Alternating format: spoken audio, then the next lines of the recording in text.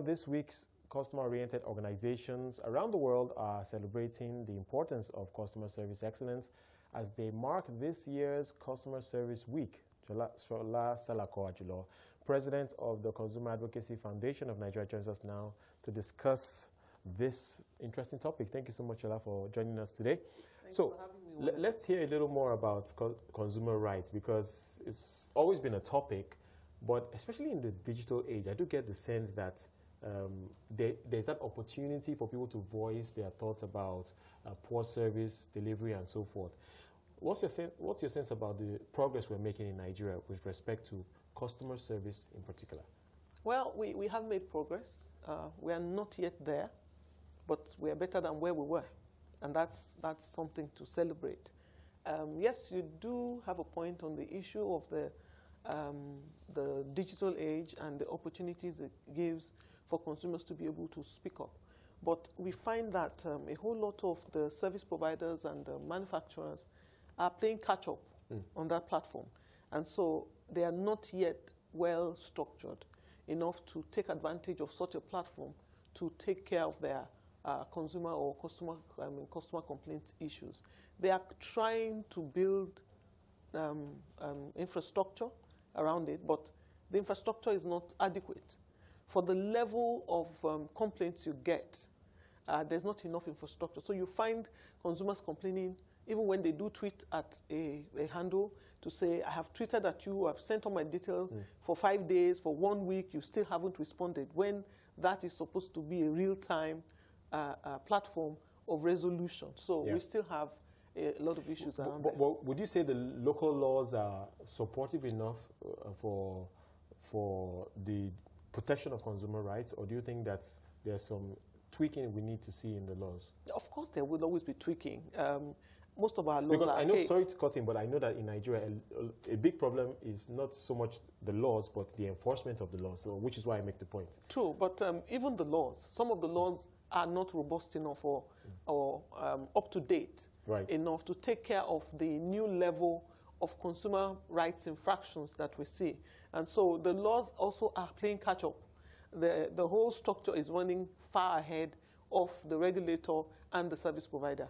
And so the consumer feels kind of frustrated. It looks like I'm talking to you in the digital age, you are still on analog. When are you going to catch up?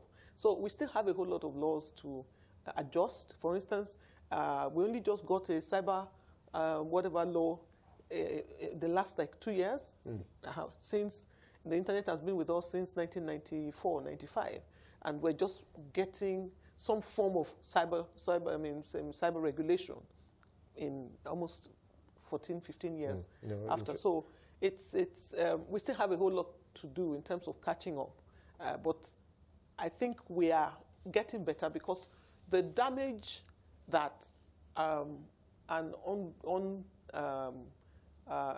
want to say regulated now. When you don't pay attention to your digital image as a brand, the damage it does to what you have built as a company can be very enormous. Yeah, I was just going to get to that point. What's your message to those who are not paying attention to these trends? You've mentioned social media as an opportunity to engage customers. What we find sometimes is that some brands shy away from that, maybe because they don't want to make the investments that is required to do that properly, or simply they just don't want to get the opportunity to face the music, so to speak, about the poor service they are providing. I think the second one might be the more reason, because it's a platform that's difficult to control. And once it is difficult to control, most brands or brand managers are a bit wary of it, because conventional media has gatekeepers, so you can at least reach the gatekeepers to deflect some of the bad press. But with the social media platform, the power is in the hand of the consumer. So if they are proactive, what they should do is engage your consumers and build a relationship with them on that platform ahead of any infractions, of any problems. Because if you've already established a regular, continuous relationship ongoing, they don't come at you with too much venom. So there's a bit of credibility you build with that association. Exactly. So they don't come at you with too much venom because you are someone who is constantly talking to them, interacting with them. So when they have any complaints, they just feel, oh, it's just a normal conversation. But when they've never had any contact with you, they don't know where to get you, and then suddenly they find the handle. They just pour every invective that you can find upon you, and you can't wipe it off. The footprints are there. So it's a bit difficult for you to manage. So what I would advise is they need to step up and be ahead of it. Instead of shying away from such platforms, they can't really run away from it, really. You can't, because that's where those people live now. That is their new reality. So it's like going to the marketplace.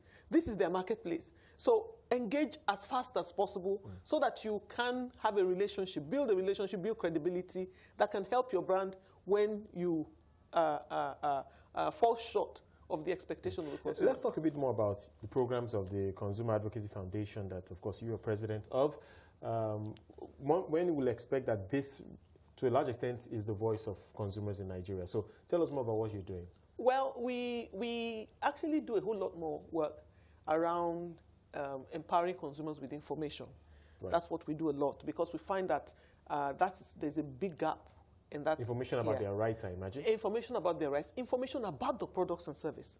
Because many times the infraction that they experience is maybe actually out of ignorance of how to use, of what to do. And the service providers don't really give that information. It is their responsibility, it is part of your right, that you must be given adequate information on the product or service you want to use, so you can use it intelligently, so you can make informed decisions. But we don't abide by that here. So what we do at Carrefour most of the time is we put out information and we use the platform that you talk about because it's the cheap one. To do it on conventional media, you are going to need a lot of money. But with the social media, we can reach more people for little or no cost. And so we push a whole lot of information. If you follow our handle, we are constantly always talking to you about what's going on in this sector, how can you protect yourself. This product, we sometimes take products and take time out to educate consumers on the products, the good, the bad, and the ugly. You know, the owners of the brands won't tell you that. I think it's such an important service that you need to provide, especially with the history we know about substandard products, dangerous, in fact, products that are coming into this country. And it does appear that the authorities that should be checking that sometimes fail in that responsibility. So I think it's so important that what you're doing at the Consumer Advocacy Foundation. In fairness to the authorities, they do try. It's just that you have Nigeria is such a large expanse of land. Are you saying the problem is with the porous borders? Because many of these products actually come from the traditional seaboard. Plenty of it is with the porous borders. Others are a lot of bureaucracy that makes a lot of things fall through the cracks. Others are compromised by the people who should be looking out for that. And I know that, I mean, agencies like SON, like CPC, are working on how to use technology to minimize a whole lot of this kind of infraction. So we are inching forward. They are really doing all they can. But what we need to do, the first person who should, I mean, the first line of protection for every consumer is the consumer himself. Information. Be aware. Know what your rights are. And when those rights are being violated, know where to go to get those infractions corrected.